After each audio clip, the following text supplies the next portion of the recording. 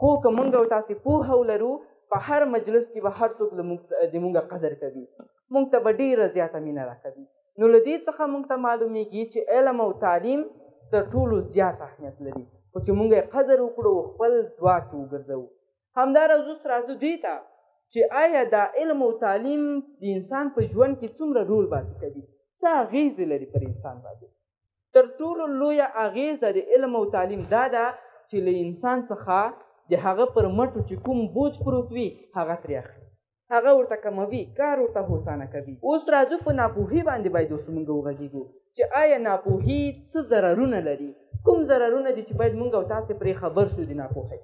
تر ټولو لوی ضرر د ناپوهي دا دی چې انسان څخه فرصتونه اخلي. موږ او تاسې که ناپوهه اوسو تر ټولو لوی ضرر یې همدا دی موږ ته چې موږ به فرصتونه له لاسه ورکوو. دویم ضرر یې دا دی چې تل به په ژوند کې موږ ناکامه یو، که هغه د ښوونځي په درسونو کې وي، که هغه د ژوند په نورو چارو کې وي، موږ به هېڅکله نه کامیابېږو او تل به نورو ته احتیاج یو چې نور موږ ته همغه کار ترسره کړي، خپله به یې نشو ترسره کولی، ولې پوهېږو چې ناکامه کې پاتې کېږو. بل ضرر یې څه دی؟ بل ضرر یې دا دی چې موږ به تل غلطې پرېکړې کوو. مثلا د دوو کسانو ترمنځ چې همدا ناپوهه شخص راشي، داسې یو پرېکړه به کوي چې د هېچا په ګټه هم نه وي، خو د ځان په ګټه به وي. دا د ناپوهانو پرېکړې دي. ناپوهي لوی ضرر بل دا دی چې تل به غلطې پرېکړې کوو، نامنظمې خبرې به کوو، نامنظم اخلاق به زمونږ وي او هېڅکله به خوشحاله او ارامه ژوند نه لرو.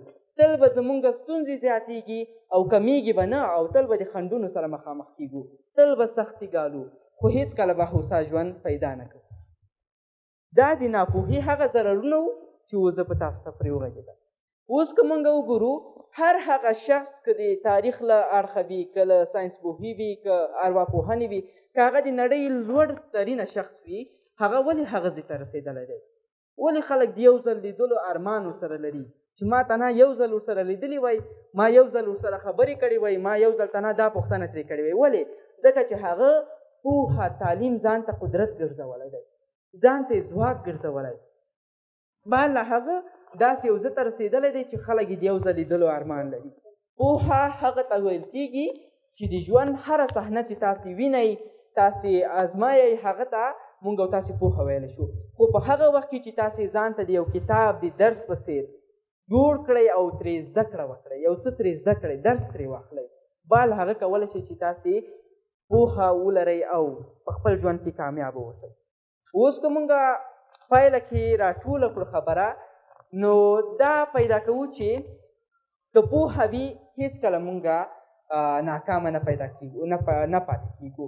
که موږ او تاسې پوهه ولرو، که موږ او تاسې تعلیم یافته واوسو، که موږ او تاسې زده کړه وکړو، نو هېڅکله موږ په ژوند کې ناکامه نه پاتې کېږو. خو که ناپوهه اوسو تل به نورو ته احتیاج یو. ولې موږ تل نورو ته ځان احتیاج باید پاتې کړو، کوشش باید وکړو، زحمت باید وباسو، سختي وګالو. داسې نه ده هر انسان چې یو ځای ته رسېدلی دی، هر انسان چې یوې لوړې رتبې ته رسېدلی دی، هغه سختي ګاللی دي، هغه زحمت باسلی دی، بله هغه همغه ځای ته رسېدلی دی. تاسې هم کوشش کوئ چې زحمت وباسئ، کوشش وکړئ چې تر څو خپلو اهدافو ته ورسېږئ. نو دا هغه لنډه موضوع وه، هغه لنډې خبرې وې چې ومې غوښتل له غزني ځوانانو سره یې شریکه کړم. هیله من یم چې ټولو ځوانانو یو څه ترې برداشت کړي وي.